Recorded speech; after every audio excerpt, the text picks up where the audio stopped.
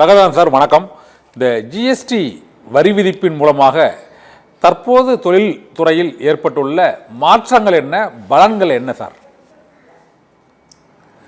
வணக்கம் கண்ணன்.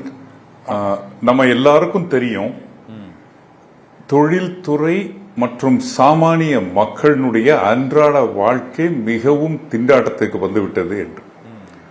கொரோனா காலகட்டம் முடிந்தது, கொஞ்சம் மூச்சு விடலாம் என்று நிமிரும் பொழுது இந்த யுஎஸ் டாரிஃப் புரட்டி போட்டு கொண்டிருக்கிறது.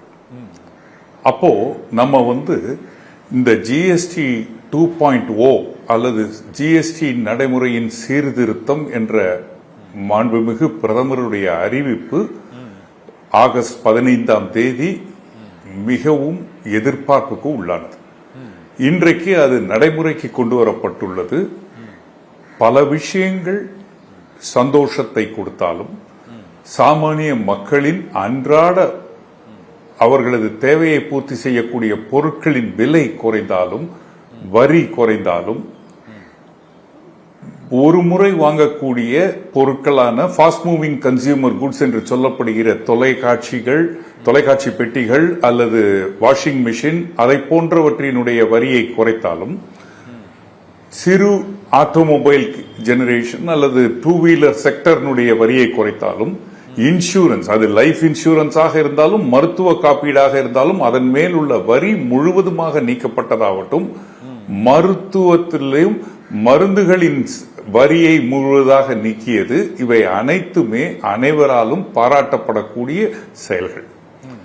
ஆனால் இதன் மூலமாக சிறு குறு தொழில்களுக்கு என்ன நன்மை அப்படின்றதுதான் இப்ப கேள்வி. மாண்புமிகு பிரதமர் அவர்கள் குறிப்பிடும் பொழுது இரு தரப்பினர் மிகவும் மகிழ்வார்கள் என்று கூறினார். முதல் தரப்பினர் சாமானிய மக்கள், அவர்களை திருப்திப்படுத்தி விட்டோம் வரியை குறைத்து. இரண்டாவது சிறு குறு தொழில் முனைவோர்கள். ஆனால் அவர்களுக்கு இந்த அறிவிப்பினால் முழுமையான பலன் எதுவும் வராத ஒரு சூழ்நிலையைத்தான் பார்க்கிறோம். ரங்கநாதன் சார், எனக்கு இந்த சிறு குறு தொழில் முனைவோருக்கு என்ன விதமான வரி சீரமைப்பை நீங்கள் எதிர்பார்த்தீர்கள்? அது எந்த சீரமைப்பு இல்லை சார்? ஏனென்றால் பொதுவாக ஒரு ஆடம்பர பொருட்கள் மற்றும் அந்த ஆரோக்கியமில்லாத புகையிலை, சிகரெட் உள்ளிட்ட பொருட்கள் மற்றும் அந்த உயர் ரக அந்த கார், பைக் உள்ளிட்டவைகளுக்கு கூடுதலாக அந்த 40% விதிக்கப்பட்டிருக்கிறது.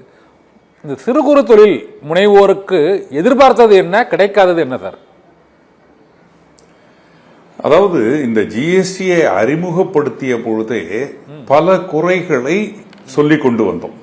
3 விதமா பிரித்து கொண்டோம். ஒன்னு வரி சம்பந்தப்பட்டது, அதாவது 5%, 12%, 18%, 28% அதை சம்பந்தப்பட்டது. இரண்டாவது, நம்ம நடைமுறையில் நம்ம என்னென்ன டாக்குமெண்ட் ஃபைல் பண்ணணும், என்ன ரிட்டர்ன்ஸ் ஃபைல் பண்ணணும், அதனுடைய ease of filing, matching of the data, இதை சம்பந்தப்பட்டது. மூன்றாவது, ஏதாவது டிலே வந்தா பெனல்டி கொடுக்கிறது, அல்லது ஒரு நோட்டீஸை கொடுத்த உடனே ஜிஎஸ்டியை பிளாக் பண்றது, அல்லது ஒரு ரிட்ரஸல் மெக்கானிசமே இல்லாத ஒரு சூழ்நிலை.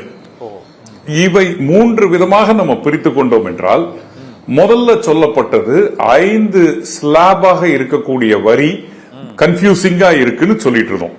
அந்த 5 ஸ்லாப் என்ன அப்படின்னா 0% ஒன்று, 5% ஒன்று, 12% ஒன்று, 18% ஒன்று, 28% ஒன்று.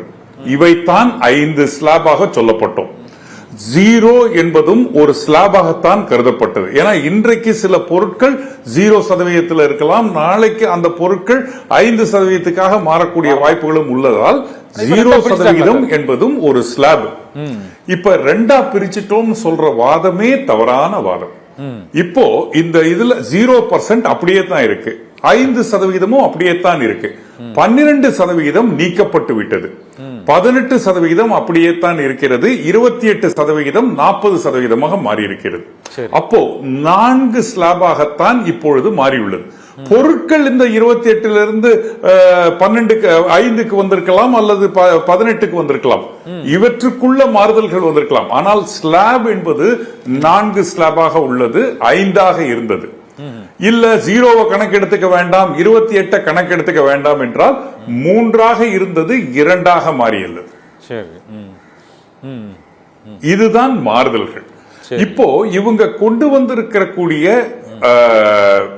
விகிதாச்சாரத்தினுடைய மாறுதல்களை மட்டும்தான் பெரிதாக பேசப்படுகிறது.